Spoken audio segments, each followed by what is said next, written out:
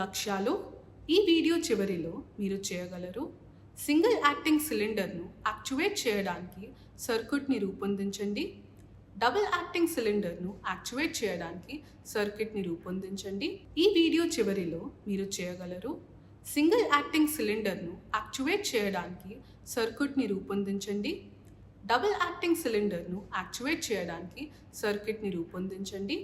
Hydro motor actuate చేయడానికి సర్క్యూట్ని రూపొందించండి. సర్క్యూట్ ప్రకారం వివిధ భాగాలని ఎంచుకోండి. పై సర్క్యూట్లని నిర్మించండి. పైన పేర్కొన్న సర్క్యూట్లను వాటి పనితీరు, సక్రమంగా అరెస్ట్ చేయడం మరియు లీకేజ్ కోసం పరీక్షించడం. సింగిల్ యాక్టింగ్ హైడ్రాలిక్ సిలిండర్ మరియు డబుల్ యాక్టింగ్ సిలిండర్ గురించి చర్చిద్దాం.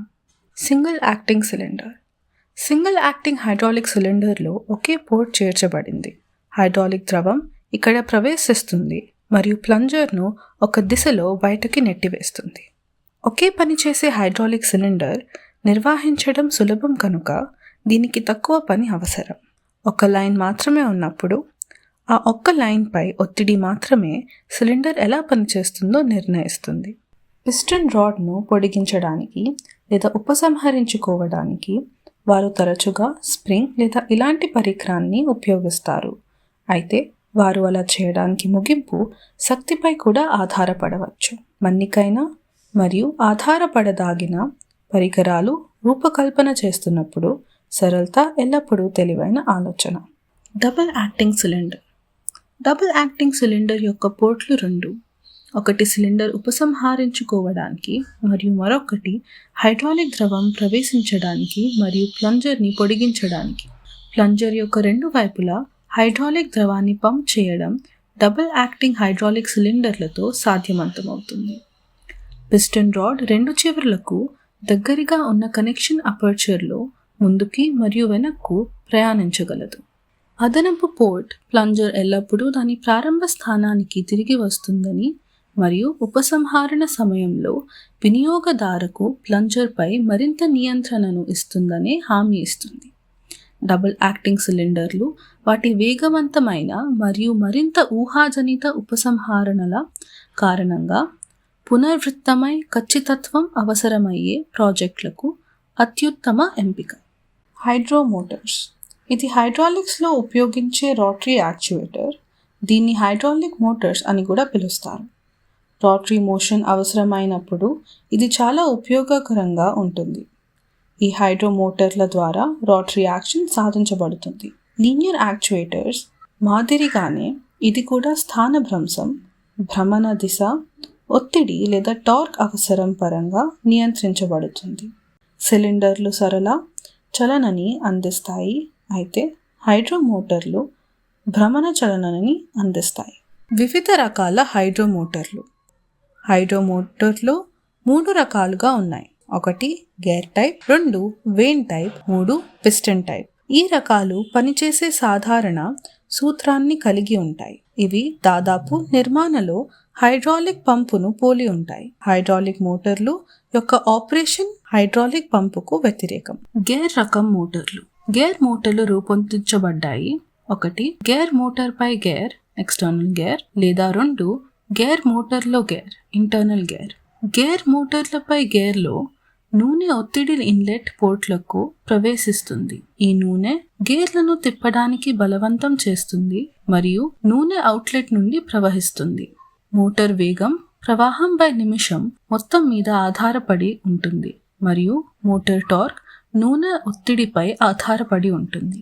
ఈ మోటార్లు 70 నుండి 80% వరకు తక్కువ వాల్యూమెట్రిక్ సామర్థ్యాన్ని కలిగి ఉంటాయి. నూనె పీడనం లెవర్లో ఉన్న విధానంగానే టార్క్ను సృష్టించుతుంది. వేన్ రకం మోటార్లు. గేర్ మోటార్తో పోల్చినప్పుడు ఇది డిజైన్లో భిన్నంగా ఉంటుంది.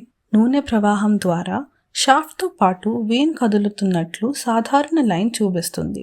వేన్ మోటార్ యొక్క ప్రముఖ లక్షణం స్లైడింగ్ వేన్. ప్రతి షాఫ్ట్లో 1 కంటే ఎక్కువ వేన్లు ఉంటాయి. ఇది షాఫ్ట్ యొక్క నిరంతర భ్రమాన్ని నిర్ధారిస్తుంది. సెంట్రిఫ్యూగల్ ఫోర్స్ మరియు ఆయిల్ ప్రెషర్ చర్య ద్వారా స్లాట్లోని వేన్లు బయటకి వస్తాయి. ఇది హై స్పీడ్ ఆపరేటింగ్ క్యారెక్టర్ కలిగి ఉంది. పిస్టన్ రకం మోటార్. పిస్టన్ మోటార్ దాని నిర్మాణంలో ఇతర 2 రకాల నుండి పూర్తిగా భిన్నంగా ఉంటుంది. పిస్టన్ మోటార్లు 2 రకాలుగా ఉంటాయి. ఒకటి యాక్సియల్ పిస్టన్ మోటార్లు, 2 రేడియల్ పిస్టన్ మోటార్లు. ఈ మోటార్లు 95% సామర్థ్యం వరకు రేటింగ్ ఇచ్చే అత్యంత వాల్యూమెట్రిక్ గా సమర్థవంతమైన మోటార్లు. పిస్టన్ మరియు బ్యారెల్ అసెంబ్లీలో ఒత్తిడి కూడిన నూనె అనుమతించబడినప్పుడు అది పిస్టన్ ను బయటకు నెట్టివేస్తుంది. హైడ్రో మోటార్ వేగం నియంత్రణ. ఇది హైడ్రో మోటార్ యొక్క ఆర్పిఎం ని నియంత్రిస్తుంది. ఇది సాధారణంగా ఇన్కమింగ్ ద్రవం పరిమాణాన్ని నియంత్రించడం ద్వారా జరుగుతుంది. దీన్ని హైడ్రో మోటార్ యొక్క స్థానభ్రంశం అని కూడా పిలుస్తారు. నూనె ప్రవాహ నియంత్రణను వివిధ పద్ధతుల ద్వారా చేయవచ్చు. ఇది రాబోయే అధ్యాయాల్లో చర్చించబడుతుంది. హైడ్రో మోటార్ వేగం మోటార్లో వెళ్తున్న నూనె పరిమాణాలపై ఆధారపడి ఉంటుంది. హైడ్రో మోటార్ యొక్క టార్క్ నియంత్రణ. హైడ్రో మోటార్లో పొందిన టార్క్ అనేది ద్రవ పీడనం యొక్క విధి.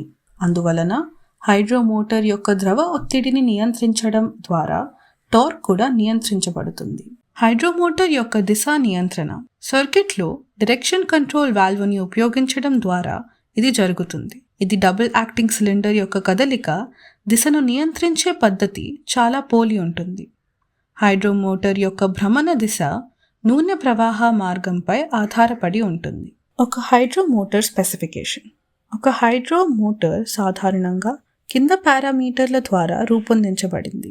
1 గరిష్ట టార్క్ అవసరం, 2 గరిష్ట ఆర్పిఎం అవసరం అవుట్లెట్, 3 గరిష్ట ఆపరేటింగ్ ఒత్తిడి, 4 సమర్థత. అప్లికేషన్ కోసం హైడ్రాలిక్ సిలిండర్ను ఎలా ఎంచుకోవాలి? 1 ద్రవ్యరాశిని. మీరు మార్చాలనుకుంటున్న ద్రవ్యరాశిని గుర్తించడం మొదటి మరియు అతి ముఖ్యమైన స్టెప్.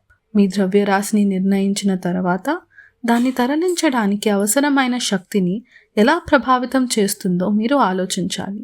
దీనికి విరుద్ధంగా భూమిపై 1 టన్ను భారాన్ని నెట్టడం వల్ల ఘర్షణ మరియు త్వరాన్ని అధిగమించడానికి తగిన శక్తి మాత్రమే అవసరం. ఉదాహరణకు 1 టన్ లోడ్ను నేరుగా పైకి నెట్టడం వలన 1 టన్ను కంటే ఎక్కువ శక్తి పడుతుంది.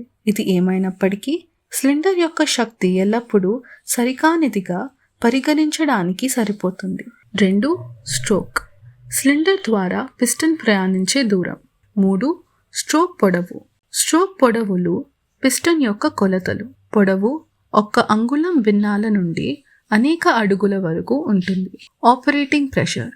ఆపరేటింగ్ ప్రెషర్ పరిధి మొత్తం అవసరమైన ఆపరేటింగ్ ప్రెషర్ పరిధిని వివరిస్తుంది.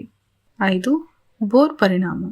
బ్యారెల్ లోపలి వ్యాసం దాని బోర్ పరిమాణంతో కొలుస్తారు. 6 body material. Aluminium, steel, stainless steel మరియు ప్లాస్టిక్లు సాధారణ బాడీ మెటీరియల్ ఎంపికలు. 7 రాడ్ పొడవు. పిస్టన్ కట్టుకునే ముందు ఎంత లోడ్ తట్టుకోగలదో రాడ్ వ్యాసం నిర్దేశిస్తుంది. వివిధ లోడ్ పరిస్థితుల్లో కనీస రాడ్ వ్యాసం దిగువ పట్టికలలో చూపబడింది.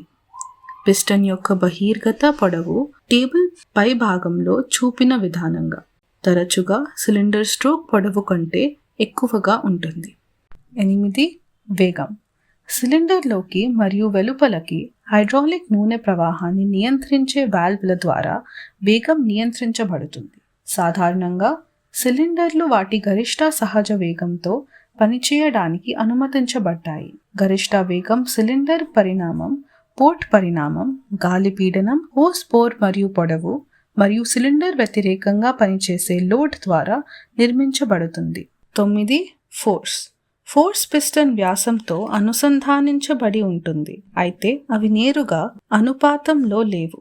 సాధారణంగా పిస్టన్ ప్రాంతం పెద్దది, ఎక్కువ శక్తి ఉత్పత్తి అవుతుంది. ఫోర్స్ రేటింగ్లు వ్యతిరేక దిశలో కొంత భిన్నంగా ఉండవచ్చు. కంప్రెస్ ఫ్లూయిడ్ యొక్క అదే సరఫరా ద్వారా హైడ్రాలిక్గా నదించినప్పుడు పిస్టన్ రాడ్ యొక్క వైశాల్యం ద్వారా ప్రభావవంతమైన క్రాస్ సెక్షనల్ ఏరియా తగ్గించడం వల్ల in stroke pull force out stroke thrust force కంటే తక్కువగా ఉంటుంది. సింగిల్ యాక్టింగ్ సిలిండర్ని యాక్టివేట్ చేయడానికి సర్క్యూట్ను డిజైన్ చేయండి మరియు టెస్ట్ చేయండి. Step number 1. ఇచ్చిన ఫార్మాట్లో సింగిల్ యాక్టింగ్ సిలిండర్ను యాక్టివేట్ చేయడానికి సర్క్యూట్ రేఖాచిత్రాన్ని గీయండి మరియు ఇన్స్ట్రక్టర్ ఆమోదం పొందండి. Step number 2.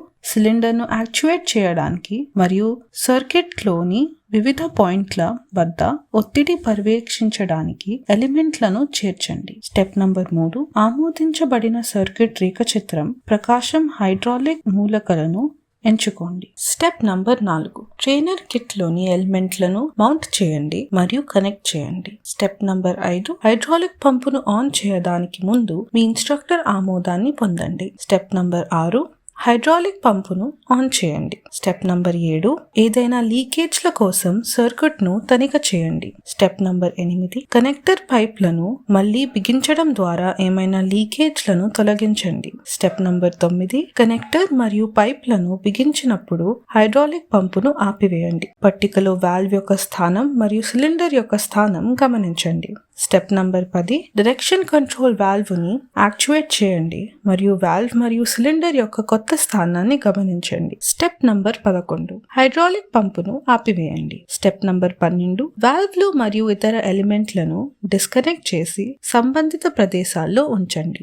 ఈ వీడియోలో ఇప్పటి వరకు single acting cylinder, double acting cylinder activate చేయడానికి సర్క్యూట్లను ఎలా నిర్మించాలి మరియు పరీక్షించాలి మరియు హైడ్రోమీటర్ను యాక్టివేట్ చేయడానికి సర్క్యూట్లను ఎలా డిజైన్ చేయాలి, నిర్మించాలి మరియు పరీక్షించాలి అని మేము చర్చించాము.